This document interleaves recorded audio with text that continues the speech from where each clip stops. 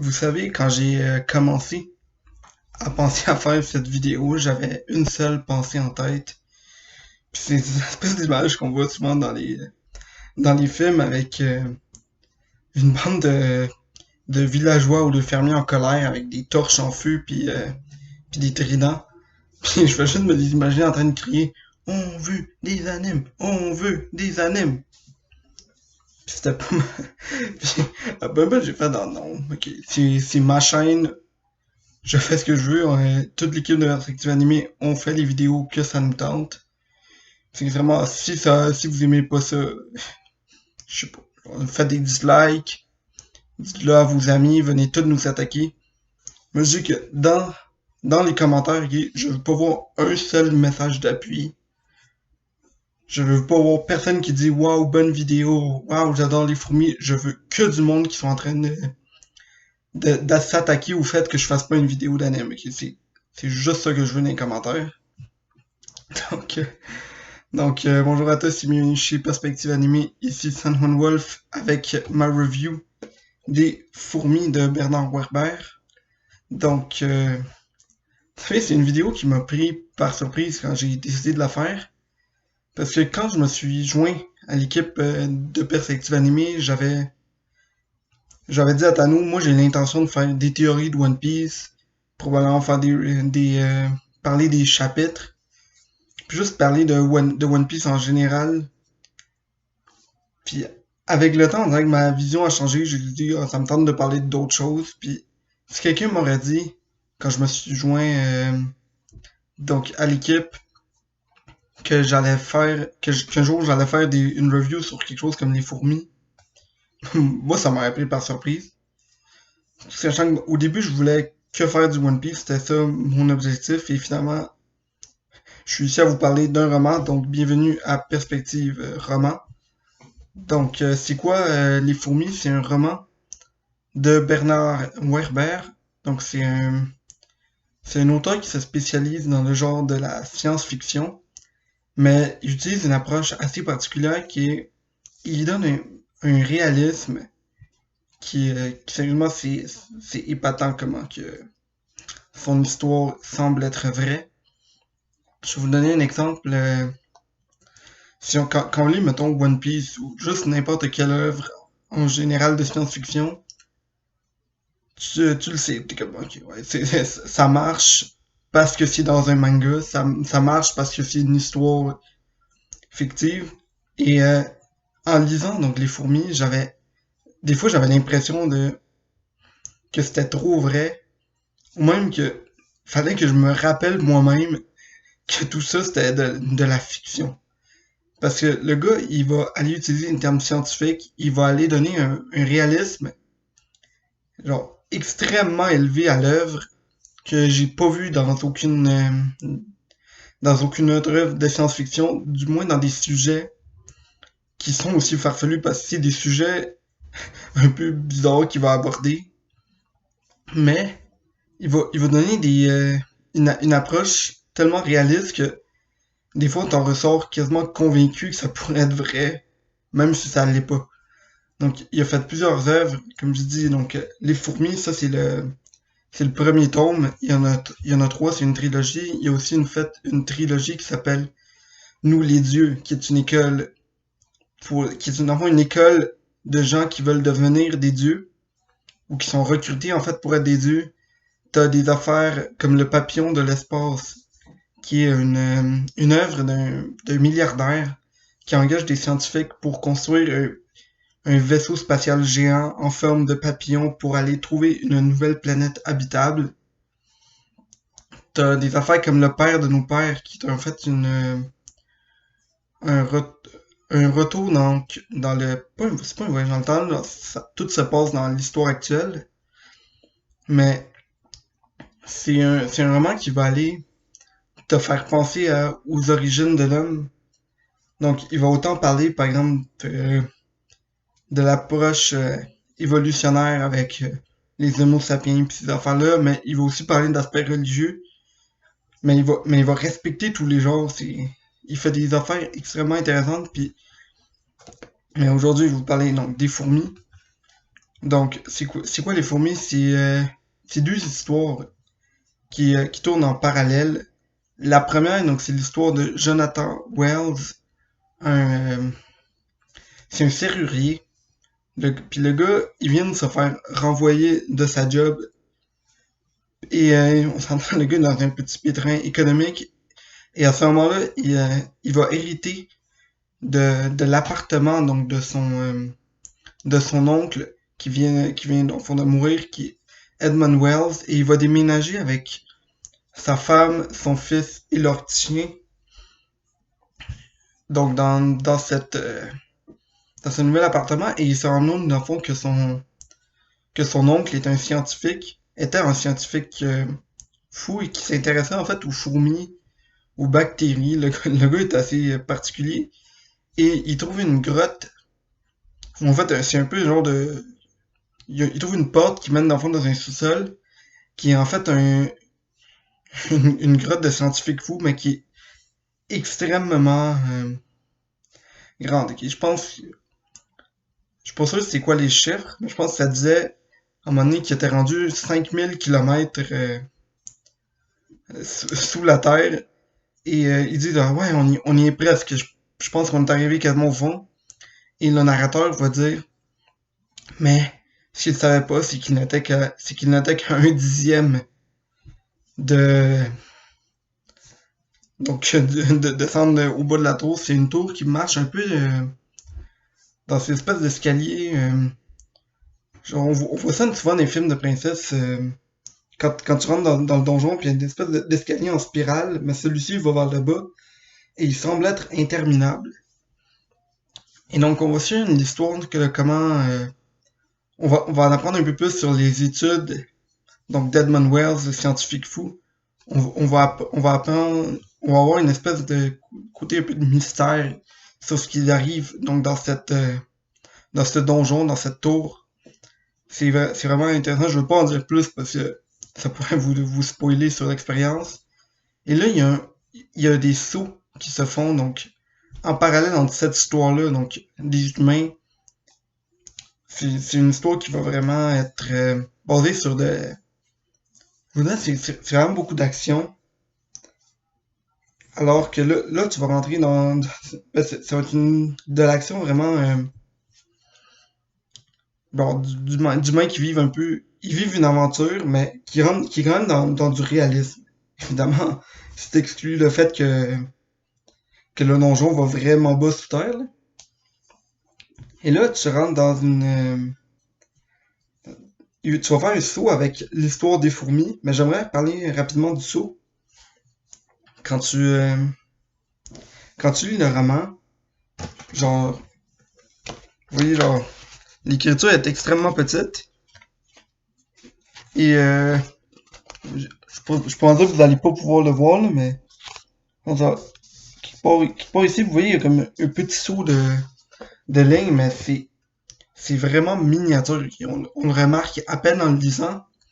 Puis je pense que c'est fait exprès parce que souvent, quand tu fais des histoires en parallèle dans des romans, l'auteur va te mettre un astérix. Ou il va te le dire en complétant le chapitre, genre, prochain chapitre, ça va être l'histoire d'un autre, alors qu'ici, faut quasiment que toi, tu prennes l'initiative. Donc, de continuer, faut que toi, tu découvres par toi-même que tu as changé d'endroit, puis des fois, ça te prend par surprise comment, comment ces sauts-là, ils se font.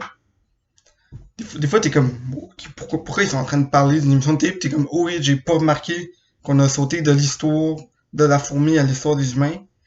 Et comme je viens de dire, il y a une histoire de fourmis. Pis ça, je trouve, c'est le point qui m'a le plus intéressé par rapport au roman.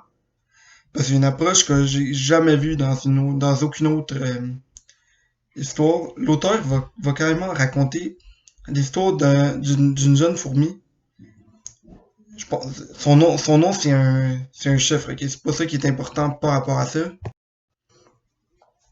Ok, je veux pas prendre la peine de faire de la chirurgie, mais on va dire, je pense que c'est 327e, ok? C'est dans le fond, c'est un mâle. Puis dans le fond, tu vas raconter, il va raconter l'histoire donc de cette fourmi qui part en fait dans une mission d'éclairage et il va carrément, ils vont se faire attaquer par une autre bande de fourmis, par une autre race de fourmis qui sont des fourmis naines. Je pense eux c'est des fourmis rousses et tout le monde va mourir sauf lui et il va revenir et ça va être une espèce d'histoire de guerre de fourmis, mais le gars il fait quasiment voir comme si il donne un aspect quasiment humain aux fourmis, tout en, tout en rappelant à tout moment que ce sont des fourmis qui sont en train de vivre. Donc ils sont comme. Là, le gars il va voir par exemple Mère, donc la reine fourmi, puis il va dire ouais, on s'est fait attaquer, ils ont développé des armes chimiques capables de tuer en un seul rayon. Ils vont avoir des espions, ils vont avoir des guerres, ils vont carrément dire vous savez, on a fait une guerre de 1000 ans contre telle autre armée de fourmis. On dirait quasiment que c'est un roman militaire, sauf capable d'avoir donc une armée d'humains, c'est une armée de fourmis. Mais il va carrément. L'auteur va rappeler en permanence que c'est des fourmis, donc leur vision est très différente. Comme la mère est comme ah ok, combien sont morts? Ouais, on a perdu 28 hommes. Puis là, la mère fourmi va juste pondre 28 œufs de fourmis guerrières. Et il faut faire, ok, la vie continue. Là. C'est même que ça marche. Puis on va vraiment rentrer donc dans cette espèce de combats qui vont se faire entre des fourmis. Ça va être quelque chose à très grosse échelle. Puis je trouve que c'est vraiment bien abordé.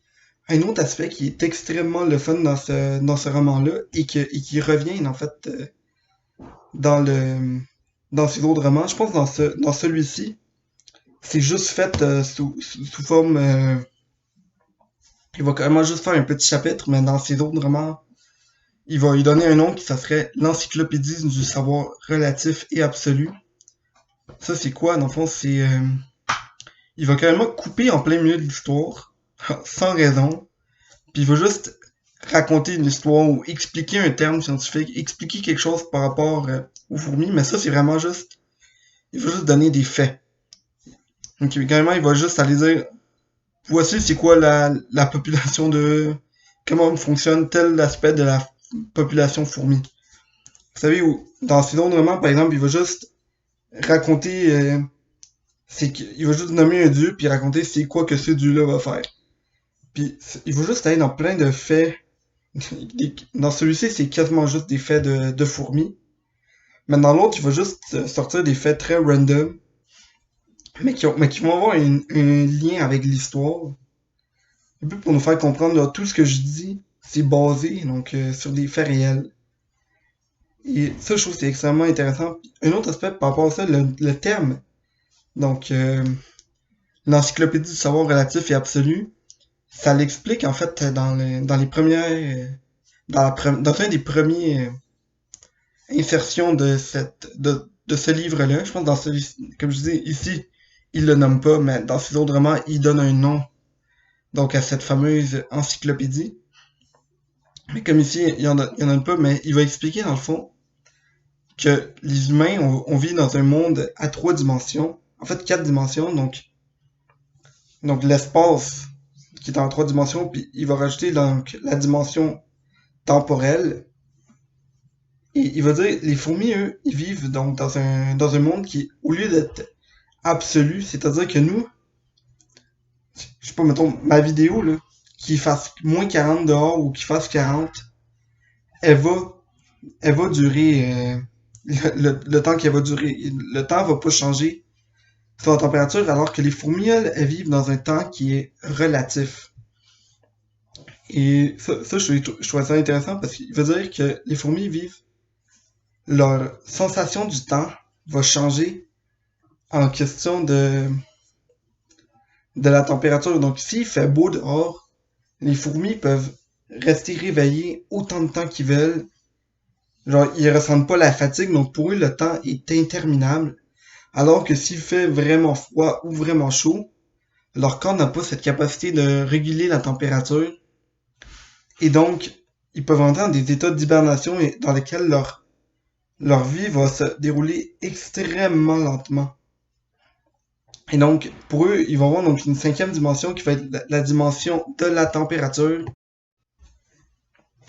Et cette dimension-là, dans le fond, on va comprendre que dans le fond, pour eux, le temps est relatif à leur environnement. Donc, ils vont pas avoir une perception du temps qui va être absolue comme nous, mais qui va changer. Donc, selon la température, c'est comme si nous, si t'as ta montre, et que quand tu regardes ta montre en été, genre, la montre va s'écouler un temps extrêmement lent. Et si tu le regardes à une autre température, le temps va se dérouler extrêmement rapidement. Donc, c'est vraiment de même que ça marche. Et un autre aspect qui est là, c'est pas dans ce roman-ci, mais c'est dans l'incipit d'un autre de ses romans, qui va commencer l'histoire d'une façon assez intéressante, qui veut dire, ceci est une histoire qui se passe dans un temps autant relatif que absolu. C'est-à-dire que l'histoire va commencer 10 ans exactement après donc que le lecteur lit la première page. Et ça, je trouvais ça vraiment intéressant comme approche parce que c'est vrai. T'as autant un temps relatif, c'est-à-dire que l'histoire va commencer à à un temps qui va être genre relatif au moment où tu commences le livre. C'est-à-dire que moi, au moment où j'ai commencé le livre, ça va être un moment où vous l'avez commencé différent. Ça va être un moment différent où vous l'avez commencé. Donc, le temps va dépendre du lecteur, mais le temps est absolu, c'est-à-dire que tu peux donner une date exacte. Donc, l'histoire est autant relative que absolue. Puis, je pense que c'est dans ces aspects-là que l'auteur va aller jouer avec cette encyclopédie. Donc, ça, c'était pas mal tous les points que je voulais amener par rapport donc à Bernard Werber et son roman Les fourmis. C'est un roman que je vous suggère.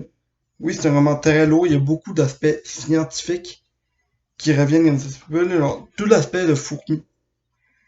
Il va utiliser des termes que finalement, si t'es pas un expert en fourmis, tu vas être pris par surprise au début, mais l'auteur prend la peine de toutes les détailler. Donc l'histoire se lit très bien.